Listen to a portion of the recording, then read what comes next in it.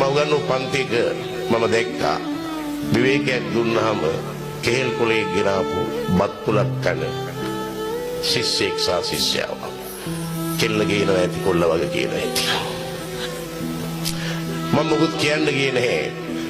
බත් පුල බෙදාගෙන කන්නේ බදාගෙන නෙවෙයි ගෑනුලා මම ඒ හතරක් කරන් විශ්වවිද්‍යාලයට ගියා කොල්ලා ගියාට නැහැ දවසක් මංගාව වෑන් එකක් නවත්තලා ටයි එකක් දාපු කොල්ලෙක් ඇවිල්ලා මම ගාවා සර්ට් මාව දරන්න පුළුවන් බලපුවම බත් මුලේ ඉතුරු බාගෙනේ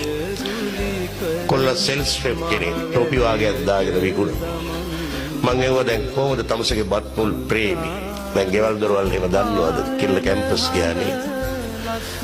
තමසලා බඳින දවසට අපිටත් කියනවා කියලා මාත් ඕනේ නැති කතා කියනවා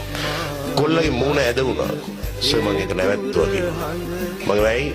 නෑ සර් කියලා මට උතට ඉගෙන ගන්න පුළුවන් මම මෙට්ට පස්සේ ප්‍රශ්න ඇති වෙන්න පුළුවන් මම බොරු කියන්න බෑ කවුන්සල් වෙන මොකක් කරේ ඇති නෑ සර් අපේ තාත්තා මැරිලා අම්මට රස්සාවක් නෑ මල්ලිලා දෙන්නෙක් ඉස්කෝලේ යනවා මම මේ රස්සාව කරලා උගන්වන්නේ මට ප්‍රශ්න සර් මේවා මොකටද ඒ ළමයාගේ ඔළුවට දාන්නේ මම මේ කොල්ල දිහා බලලා කිව්වා උඹ මහ බෝධිසත්වෙක් කියලා මං ගියා මම ඒ තරුණයාගේ පැත්ත ගැන හිතලා මම ලිව්වා හන්තානට පායන හඳ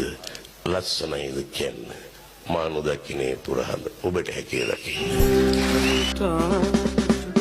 පායන හඳ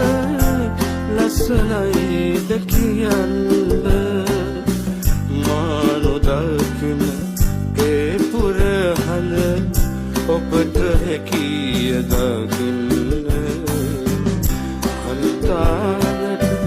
පායන හඳ ලස්සනයිද කියන්න